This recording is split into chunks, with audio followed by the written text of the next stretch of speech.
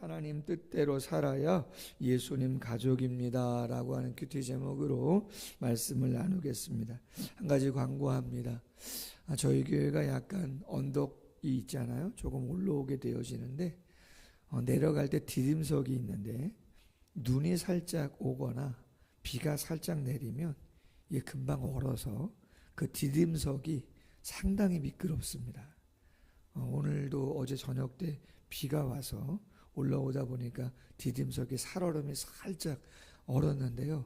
내려가실 때, 예배 마치시고 내려가실 때 검은색 디딤석은 밟지 마시고 자갈을 밟고 내려가셔야지 안전합니다. 성도님들 꼭 유념해 주시길 바랍니다.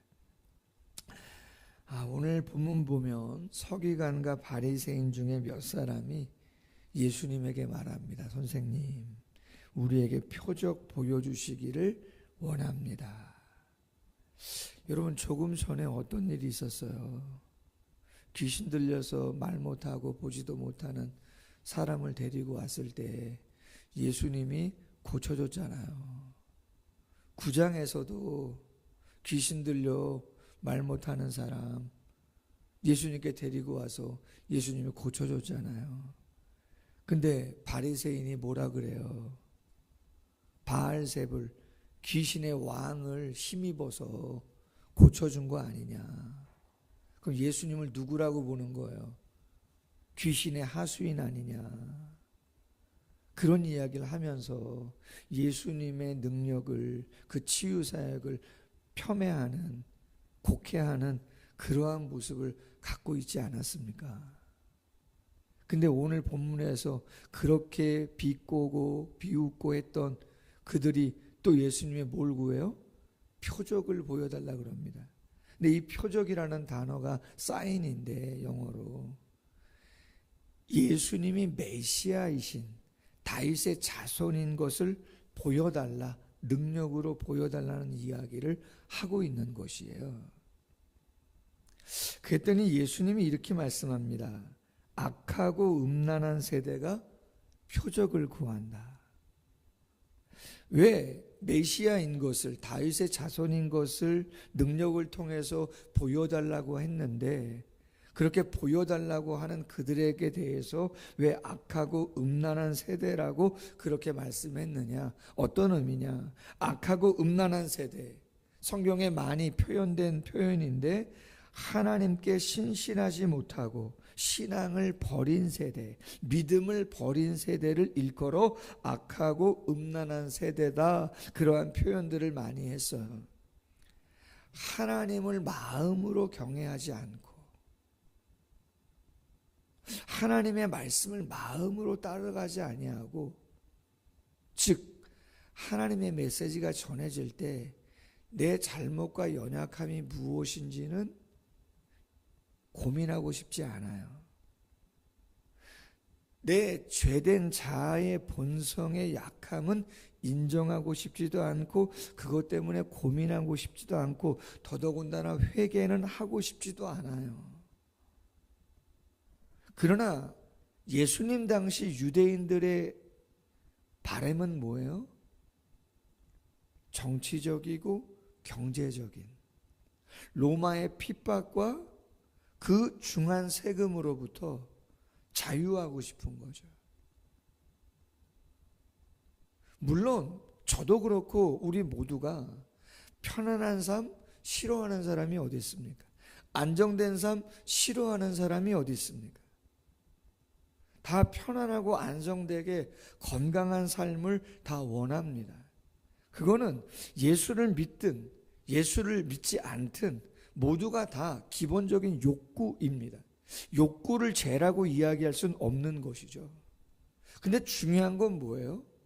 욕구에 대한 이야기가 아니라 우리의 삶에 대한 이야기고 우리의 마음의 중심에 대한 이야기입니다.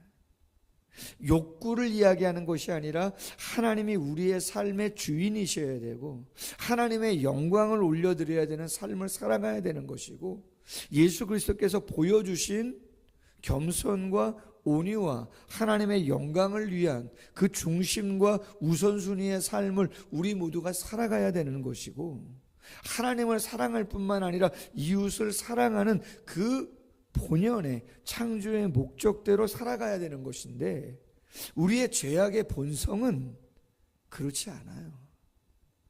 이기적이죠. 교만하죠. 희생, 인내, 충성, 내가 애쓰고 노력해야 되는 나의 죄성을 겸손히 고백하고 인정해야 되는 건데 그렇게 하기가 쉽지 않다는 거죠. 나의 변화는 원하지 아니하고 그냥 단순히 하나님께서 메시아, 다윗의 자손으로 오시는 메시아가 이 상황을 좀 바꿔줬으면 좋겠다는 거예요. 그냥 포인트가 거기에 있어요. 정치적이고 경제적인 그러한 해방을 원하는, 왜? 다윗 시대에 정말 삶이 그랬으니까 최고로 강성했고 그 주변국 모든 나라에게 조공을 다 받았고 모든 걸 누렸기 때문에 그때의 영화를 원하는 것이죠. 그러나 그때나 지금이나 성경의 배경이 있는 예수님 당시나 변함없는 건 뭐죠? 다윗이 그렇게 강성했던 이유는 뭡니까?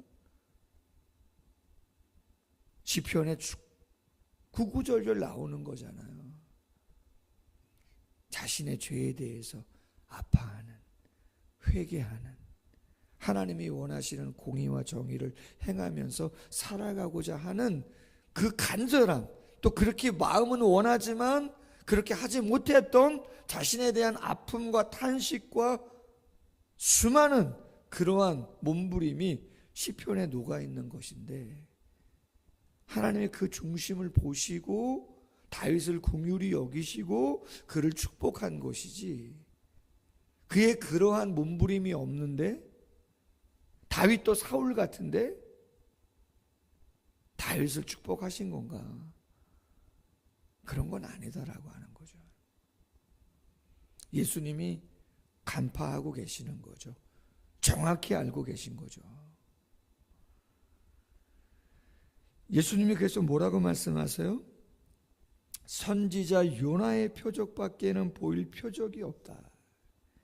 요나가 밤낮 사흘 동안 큰 물고기 뱃속에 있었던 것 같이 인자도 밤낮 사흘 동안 땅속에 있으리라. 여러분, 가장 큰 표적, 능력이 뭡니까? 다른 사람을 위해서 나를 희생하는 겁니다. 뭐가 능력입니까? 뭐가 대단한 사람이죠? 뭐 기도 응답 받았습니다. 제가 기도했더니 뭐 병이 나았습니다. 뭐 어떻게 됐습니다. 대단할 수 있겠죠. 그러나 능력은 그렇죠. 광명의 천사로 위정한 거짓 선지자들도 능력은 행할 수 있다고 성경에 수없이 나옵니다.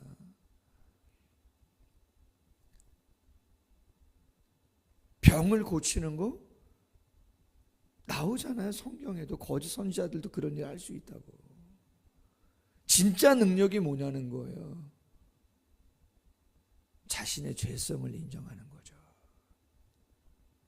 내가 잘못했다고 한마디 이야기하는 거죠. 사람은 실수할 수 있고 연약함이 있기에 그게 안 되는 사람 수도 없이 많습니다. 내 스스로가 내 죄를 인정하는 것도 어려운데 다른 사람의 죄를 위해서 내가 희생하고 노력하고 그 빈자리를 내가 메꿔준다? 대단한 사람이죠. 그게 능력이고 그게 표적이라는 거죠. 예수님이 무슨 죄가 있어서 이 땅에 육신의 몸으로 옵니까? 그분이 무슨 죄가 있어서 그런 수모와 고초를 다 겪냐는 거죠. 나 때문이시라는데. 십자가의 고통을 담당하시고 죽으시기까지 아무런 말씀도 아니하시고 죽으시는데 그것보다 더 큰 능력, 더 큰 사랑이, 더 큰 표적이 어디에 있느냐. 예수님 그런 말씀 하시는 거죠. 십자가와 부활이 최고의 사랑이고 최고의 능력이고 최고의 표적이다. 심판 때 니느웨 사람들이 일어나 이 세대 사람을 정죄한다. 요나의 전도를 듣고 40일 후에 니느웨 멸망합니다. 3일 동안 그렇게 다니면서 외쳤잖아요. 그 강팍한 니느웨 사람들이 어떻게 합니까? 왕부터 시작해서 금식하고 다 회개하고 요나보다 더 큰 이가 여기 있는데 심판날의 남방 여인 스방 여왕이죠. 스바의 여왕이죠. 열왕기상 10장 그 이하에 보면 솔로몬이 성전을 짓고 지혜로운 이야기를 이야기할 때 조공을 들이고 와서 계단을 보고 혼미할 정도로 와 감탄하며 솔로몬의 지혜를 듣고 더 감탄했던, 당신 곁에 있는 사람이 정말로 복된 사람들이라고 이야기했던 그 여인, 솔로몬보다 더 큰 이가 예수님이신데 그 예수님의 진리의 말씀을 폄하하고 곡해하고 자신들은 변화되려고 하지 않으면서 가장 쉽고 편한 길만 가려고 했던 바리새인과 서기관들, 예수님이 그들이 당신들을 정죄할 것이고 당신들이 당하는 심판이 훨씬 더 클 것이라고 얘기하고 있는 거죠. 어려운 얘기입니다, 솔직히. 그러면서 말합니다. 당시 유대인들의 영적인 상태를 비유적으로 설명합니다.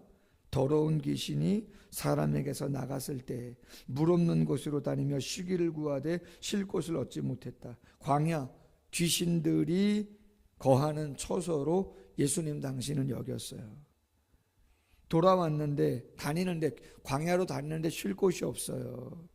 그래서 어떻게 해요? 44절에 보니까 내가 나온 집으로 돌아가리라 하고 와보니 그 집이 비고 청소되고 수리되었거늘 가서 저보다 더 악한 귀신 7을 데리고 들어가니 그 사람의 낮은 형편이 전보다 더욱 심하게 되느니라. 이 악한 세대가 또한 이렇게 되리라. 이 악한 세대, 하나님을 신실하게 경외하지 못하고 신앙을 저버린 유대인들을 말하는 거죠. 어찌 보면 학자들은 이런 말을 합니다. 멸망당하고 바벨론에게 70년 포로 생활하고 들어왔잖아요.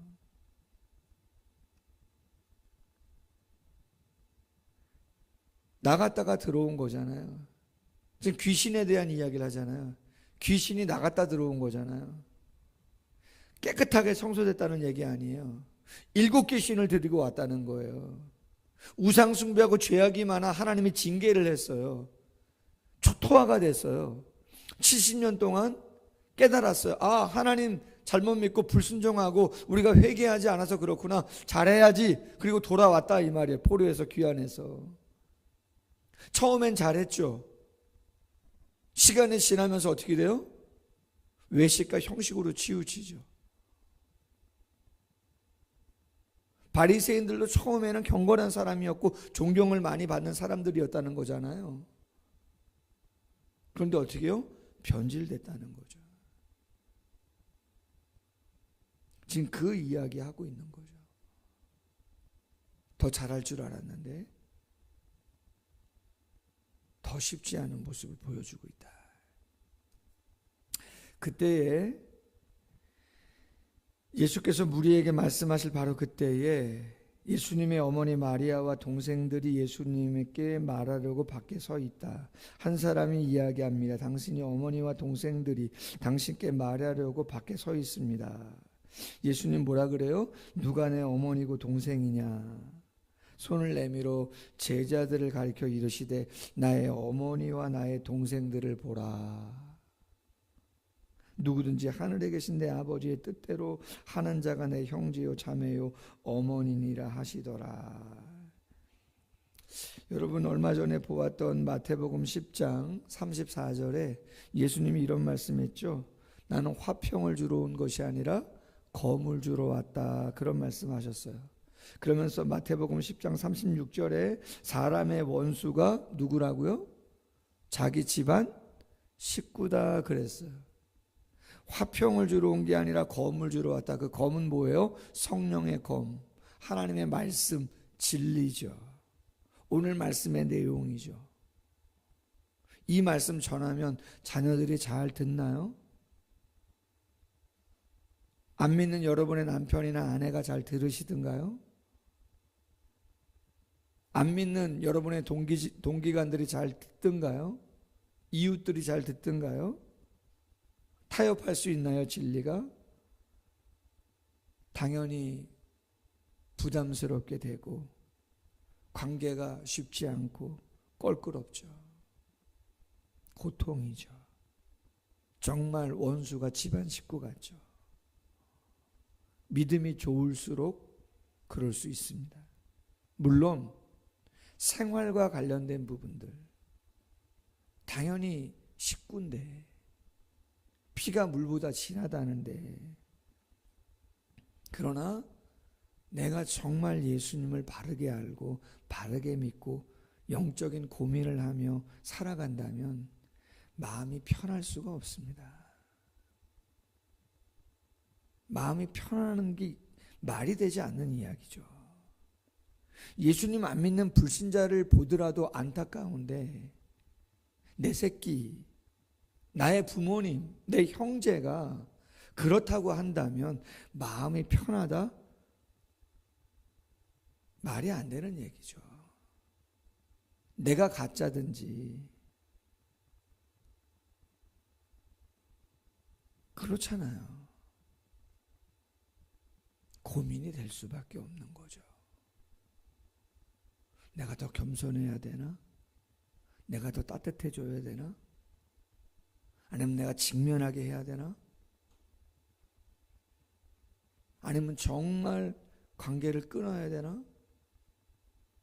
수많은 고민들이 끊임없이 일어날 수밖에 없는 것이고,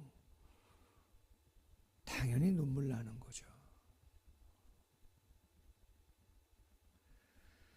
디모데전서 5장 8절에 자기 친족 가족을 돌보지 아니하는 자, 믿음을 배반한 자, 불신자보다 더 악한 자다. 여러분, 이런 말씀 아예 없으면 편하겠죠. 그렇잖아요. 이런 말씀이 아예 없으면 얼마나 좋아요. 근데 그런 건 아니라잖아요. 그러니 고민이 되고 놓을 수도 없고 붙잡자니 안 되고 고민되는 거죠. 위로를 어디서 받아요? 영가족 안에서 받는 거죠. 당연히 보면 좋고 사랑해줘야 되고 감사한 부분도 있지만 영적인 부분에 어때요? 아쉽고 안타깝고 마음 아프죠. 그런 위로를 어디서 받아요? 당연히 주님 안에서 받지만, 성령의 위로로 받지만, 영가족인 예수님도 그러잖아요. 여기 있는 분들이 내 어머니고 내 형제라고. 아멘? 여러분, 이런 얘기를 나눌 수 있는 사람이 누구예요? 아내하고 남편하고 안 되잖아요. 자녀하고 부모님, 예수님 안 믿는 분들하고는 안 되거든요.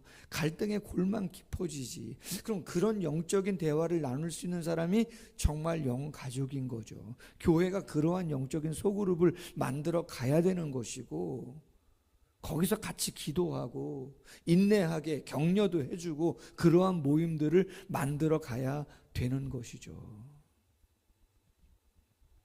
심지어 마가복음 3장 21절에 보면요, 예수님의 친형제들이 처음에는 예수님 보고 그 친척들이 뭐라 그랬어요? 예수님 미쳤다 그랬단 말이에요. 예수님 미쳤다. 교회를 왜 나가세요? 교회를 왜 나가세요? 헌금을 왜 드리시고 그 시간 아깝지 않으세요? 아우, 교회 갔는데 그런 분 계시다고요? 그럼 거기 왜 가세요? 그 힘든 사람들 경험하려고. 아이고, 그냥 편하게 계세요. 당연히 그런 얘기 하겠죠. 우리의 믿음이 무엇인가?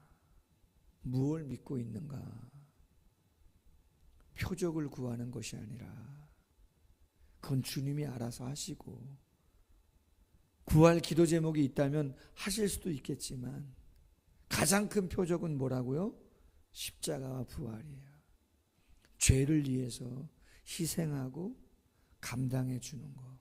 예수님이 가장 큰 사랑, 가장 큰 능력을 보여주셨기에 우리 또한 사랑하는 사람들에게 그러한 것들을 보여주어야 되는 것이죠.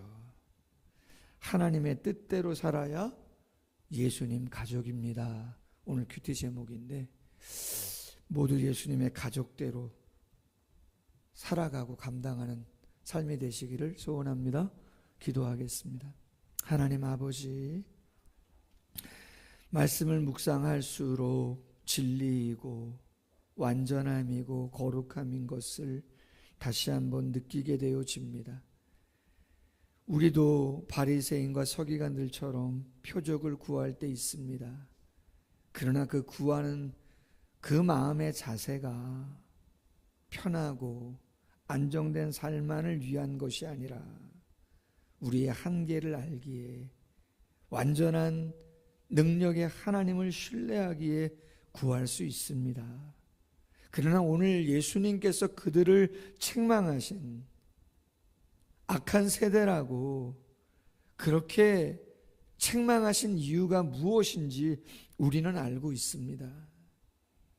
자신의 죄성을, 그 자아를 부인하고 정말로 다른 사람들을 사랑하고 함께 가야 함에도 불구하고 그렇게 하지 못하는 그들의 마음을 아시기에 주님이 그들을 책망하시며 가장 큰 표적이 요나의 표적이라고 비유를 통해서 말씀하시며 당신의 십자가의 사랑과 부활의 능력이 가장 큰 표적인 것을, 당신처럼 그러한 사랑을, 그 죽음을 이기고 부활하는 능력보다 더 큰 표적은 없음을 말씀하고 있습니다.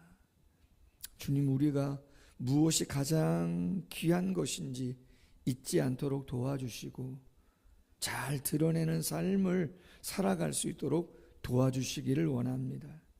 홀로 예수 믿고 신앙생활함으로 외로운 성도님들 계시고 아직 불신 가족들로 인해서 힘들고 어려운 마음 갖고 있는 성도님들 계십니다.